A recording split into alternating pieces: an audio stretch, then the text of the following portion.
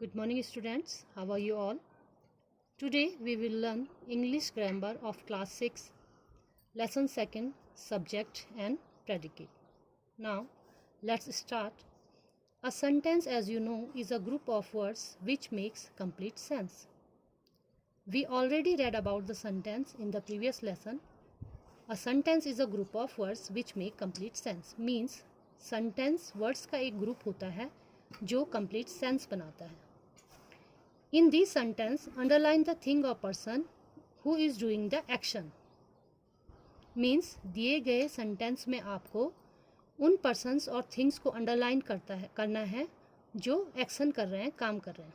First sentence is Mayank Shaw a scary movie. अब आपको इस सेंटेंस में सब्जेक्ट को आइडेंटिफाई करना है, नाउन को आइडेंटिफाई करना है, काम करने वाले को आइडेंटिफाई करना है. तो इसमें हमारा सब्जेक्ट है Mayank. In the second sentence the brown dog cross the road. Subject is the brown dog. My mother baked a cake. In this sentence subject is my mother. Jagdish went to the store. In this sentence Jagdish is a subject. The lion roared loudly. Lion is a subject. The students marched well. Students is our subject. Grandma told them a story. Grandma is a subject. She went for a walk. She is a pronoun. She एक pronoun है. किसी girl के लिए हम इसको use करते हैं, तो ये भी हमारा क्या हो गया, सब्जेक्ट हो गया. What did you notice? Every sentence tells us about someone or something and about what they do. Means her sentence हमें बताता है किसी के बारे में, वो क्या काम कर रहा है, इससे हमें ये नॉलेज मिल रहा है. The part of the sentence which tells us who or what the sentence is about is called the subject. The part of the sentence which tells us who or what the sentence is about is called the subject. Means sentence में वो part जिसके बारे में कुछ कहा जाता है, जो कार्य को करने वाला होता है, उसको सब्जेक्ट कहा जाता है. मीन्स वो सेंटेंस का सब्जेक्ट होता है. जैसे मूवी कौन देख रहा है, मयंक देख रहा है. रोड कौन क्रॉस कर रहा है, ब्राउन डॉग कर रहा है. तो ये हमारे सब्जेक्ट हो गए.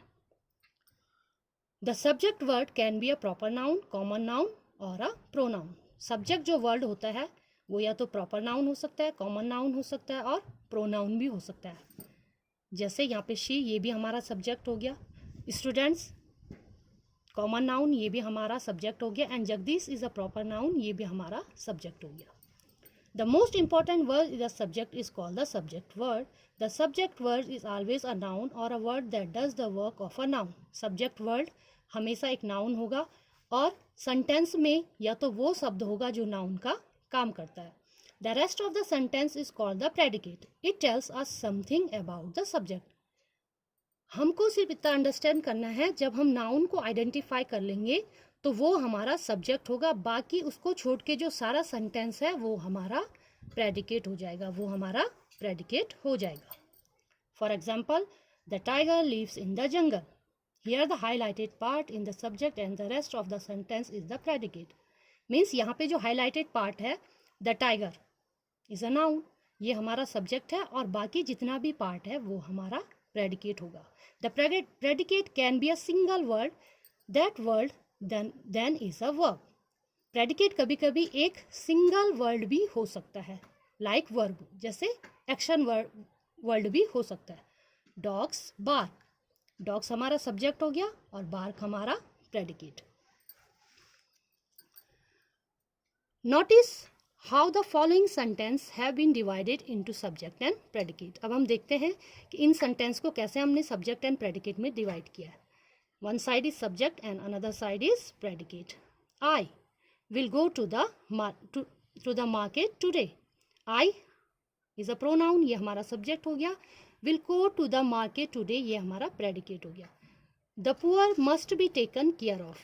द पुअर मीन्स गरीब, ये हमारा सब्जेक्ट हो गया, बाकी हमारा प्रेडिकेट हो गया. The big black dog caught the thief.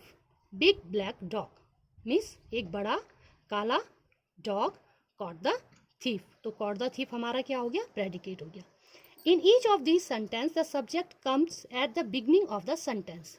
इन सारे सेंटेंस में जो सब्जेक्ट है वो सेंटेंस के बिगनिंग यानी शुरू में आया है, जैसे I, the poor, the big black dog. However, in the some sentence the subject does not come at the beginning. किसी किसी सेंटेंस में क्या होता है, जो हमारा सब्जेक्ट होता है वो शुरू में ना आके लास्ट में या मिडिल में आता है. For example, down roll the boulders. Here the subject is at the end of the sentence.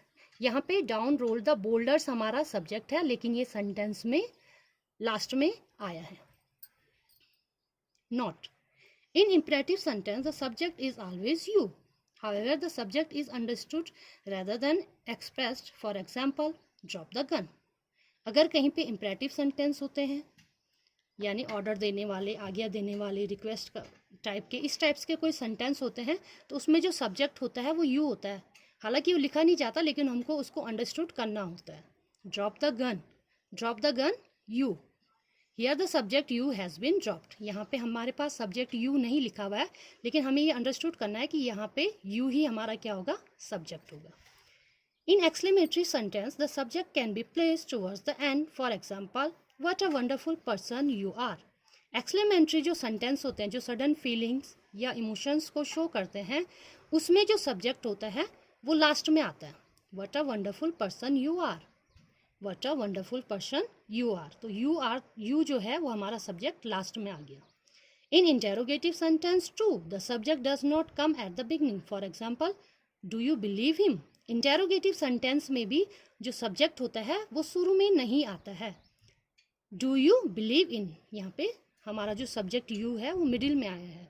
Here we see that the subject you comes between the helping verb and the main verb. यहाँ पे हम देख सकते हैं कि जो हमारा जो सब्जेक्ट है वो हेल्पिंग वर्ब डू और जो मेन वर्ब है बिलीव, उन दोनों के बीच में आया है. तो इस तरह से हम सब्जेक्ट एंड प्रेडिकेट को अंडरस्टूड कर सकते हैं. Now come to the exercise. Exercise A, identify the subject in the sentences one has been done for you. अब आपको इन सेंटेंस में सब्जेक्ट को आइडेंटिफाई करके उसको अंडरलाइन करना है. First is the little princess walk to the door. अब इसमें देखिए, जैसे the little princess walk to the door. The little princess is our subject. Second is study seriously. It is a imperative sentence. तो subject हमारा यहाँ पे क्या होगा, you, भले ही वो drop कर दिया गया है. The young painter from the district is very talented. The young painter from the district is very talented. In this sentence, subject is young painter. Judy and her dog run on the beach every morning. In this sentence, subject is Judy and her dog. Now students, you will try to solve this exercise like this, and after that you will try to solve the exercise B. Exercise B is provide meaningful subject for these predicates. In this exercise, you have some predicates. You should try to fill an appropriate subject according you. इसमें आप क्या करेंगे, अपने अनुसार कोई भी appropriate जो आपको सब्जेक्ट लग रहा है उसको आप इसमें फिल करने की कोशिश करेंगे. So I hope that you all have understood about the subject and predicate. Means sentence में जो हमारा नाउन होगा, कॉमन नाउन, प्रॉपर नाउन या कॉमन नाउन, प्रॉपर नाउन या प्रोनाउन होगा, वो हमारा सब्जेक्ट होगा. बाकी जो रेस्ट जो सेंटेंस है वो